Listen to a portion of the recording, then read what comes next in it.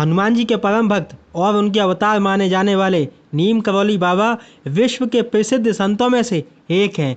मान्यता है कि नीम करौली बाबा को हनुमान जी की उपासना से अनेक चमत्कारिक सिद्धियां प्राप्त थी। नीम करौली बाबा के कई ऐसे चमत्कार हैं जिन्हें सुनकर आज भी भक्त हैरान रह जाते हैं। प्रधानमंत्री नरेंद्र मोदी से लेकर फेसबुक के मार्क जुकरबर्ग भी नीम करौली बाबा के महिमा के गुणगान गाते हैं। देवभूमि उत्तराखंड के कैंची धाम से बड़ी बड़ी हस्तियां आज भी बाबा नीम करौली का आशीर्वाद लेने के लिए आश्रम पहुंचती हैं। बाबा नीम करौली के चमत्कार अद्भुत हैं। आइए जानते हैं उनके उस चमत्कार की कहानी जब बाबा ने पानी को घी में बदल दिया। एक बार की बात है, कैंची धाम आश्रम में भंडारा होना था। बड़ी संख्या में लोग भंडारे का प्रसाद ग्रहण करने के लिए आए हुए थे, लेकिन उसी दौरान घी कम पड़ गया। बाबा नीम करौली के अनुयायियों ने इस बात की जानकारी उन तक पहुंचाई। नीम करौली बाबा जी ने अपने भक्तों से कहा, चिंता मत करो, पास बह रही गंगा नदी से 2 कनस्तर जल भरकर ले आओ। भक्तों ने ऐसा ही किया। वह गंगा जल भरकर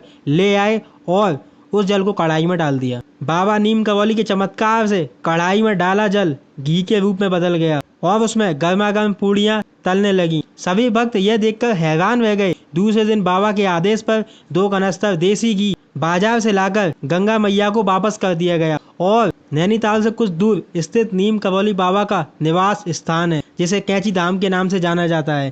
कहते हैं इस जगह पर बाबा नीम करौली के वरदान से यहाँ आने वाला भक्त अपनी झोलियाँ भरकर ही जाता है। इस साल 15 जून को कैंची धाम के बड़े स्तर पर भंडारे का आयोजन होता है।